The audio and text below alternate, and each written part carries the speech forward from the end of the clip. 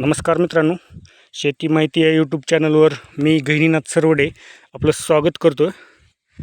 मित्रांनो, आज आपण आपला आजचा विषय आहे शेवगा. तर हा तुम्ही पाहत आहात अशा प्रकारचा आपला सध्या शेवग्याचा प्लॉट आहे.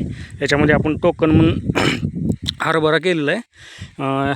शेवग्यातल्या 2 लाईनचं अंतर आहे 12 फूट आणि 2 झाडामधलं 6 फूट असं अंतर आहे. आणि सध्या आपण चालू आहे प्रत्येक लाईननं फिरतो आहे, कारण शेवग्याचा सध्या शेंडा खुडणी चालू आहे.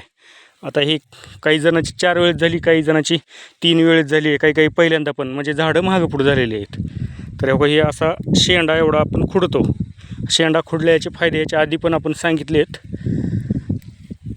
झाडाची हाईट जास्ती जात नाही. आता हे बघा, आता केवढं झाड आहे हे असं लांबून दाखवतो मी. हे बघा, माझ्या डोक्या इतकंच हाईट आहे याची. तर याला फांद्या बघा तुम्ही किती फुटल्या आता, कारण ह्याची आपण शेंडा खुडणी 2-3 वेळेस केलेली आहे. त्या हिशोबाने बघा ह्याच्या फांद्या जवळजवळ ह्याला 10-12 सध्या फांद्या येतात. आणि अजून 1-2 वेळेस ह्याची कशी होते, अजून माझ्या मते याला 20-1 तर फांद्या आरामात लागतात. मग जेवढ्या फांद्या जास्त तेवढ्या शेंगा जास्त. आपल्या शेतीचा असो किंवा फळबागेतला सिद्धांतच तो असतो. हे बघा, आपल्याला जास्ती कट नाही करायचा. बघा, फक्त एवढा शेंडा कट करायचे जेणेकरून त्याच्या साईडनं फांद्या निघतील. आता हे बघा, ह्याच्या केलेलं दिसायलेच आहे. हे बघा, याची नाही झाली. हो का, विषय दुसरा काहीच नाही, उंची जास्ती जाणार नाही. कारण उंची जास्ती गेली तर आपल्याला शेवग्याच्या शेंगा पण काढायला प्रॉब्लेम होणार आहे. आणि वारा वगैरे आला तर झाडं पडायची पण शक्यता असते. त्याच्यामुळं झाडाची हाईट असावी शेवग्याची जास्तीत जास्त 10 फुटापर्यंत. आणि शेवग्याला जवळजवळ फुलं तर बोलायचं काम नाही, एवढे फुलं लागतात की बस. त्यातले आपण एक 300-400 जरी त्याचं शेंगामध्ये कन्वर्ट करण्यात आलं तर यशस्वी झालो मग. आणि याच्याबद्दल आता शेवग्याचं यावर्षी तर बोलायचं काही काम नाही. ह्यावर्षी पावसाळा भरपूर झालेला आहे, तर त्याच्यामुळे भरपूर प्लॉट गेले असतील.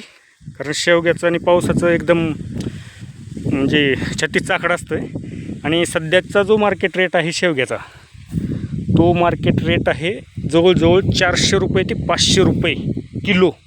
विचार करा, सध्या दर आहे एवढा.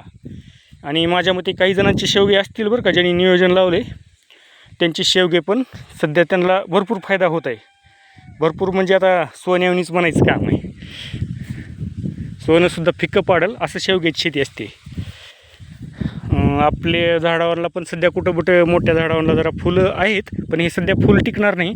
कारण आपल्याला अजून झाडाची ग्रोथ करायची, झाड अजून चांगलं मोठं बनवायचं.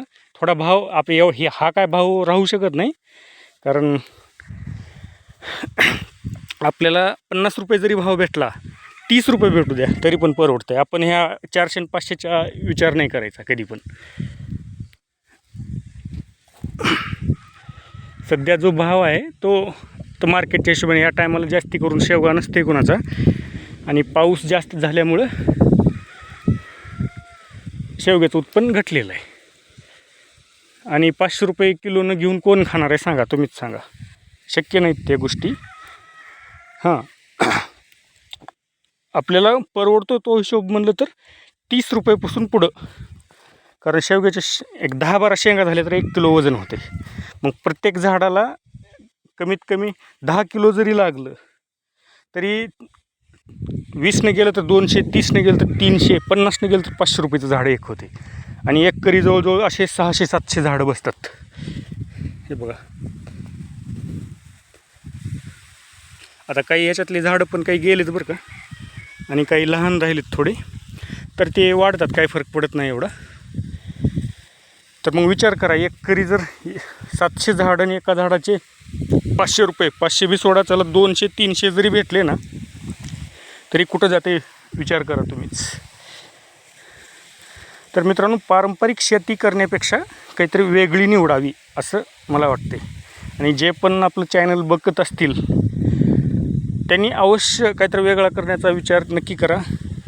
काही माहिती असेल शेवग्याच्या बाबतीत तर माहिती असेल तर मला बेशक फोन करा, मी कधीही पण अवेलेबल आहे.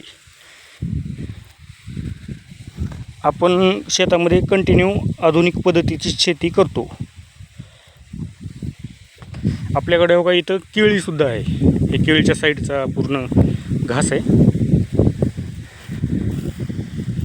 आपण हे हरभरासुद्धा टोकन केलेलं आहे. म्हणजे असं हेच नाही, एकदम शास्त्रशुद्ध पद्धतीनं ड्रिपवर हरभरा आहे. सहसा कोण ड्रिप नाही वापरत, पण आपण ड्रिप वापरलेला आहे. आणि शेवग्याचा पण याच्या अगोदरचा पण आपल्याला अनुभव आहे. आता काही जण शेवगा लावतात, पण त्यांना व्यवस्थित त्यांना शेंडी खोड म्हणजे शेंडी खोडणीच काय हेच माहीत नाही. कोणी शेंडी खोडतच नाही. पण सगळ्यात मोठा शेवग्याला तुम्ही एखाद्या दिवस खात कमी द्या, पाणी कमी द्या, चालतं आहे. पण सगळ्यात महत्त्वाची गोष्ट शेंडा खोडणी हीच आहे. आणि 8 दिवसाला एकदा प्रत्येक झाडापासून गरका मारायचा. म्हणजे 8 दिवसाला एकदा शेंडा खोडणी होतेच. ज्याचा 1-2-3 फूट फांदी वाढली आहे त्याचं कट करून टाकायचं. आणि हे तर दाखवलं आपण. एक तर त्याचं बूड पण मजबूत होते आणि झाड उंच पण जात नाही. एकदम डेरेदार हाताने तोडाव्या अशा शेंगा येतात.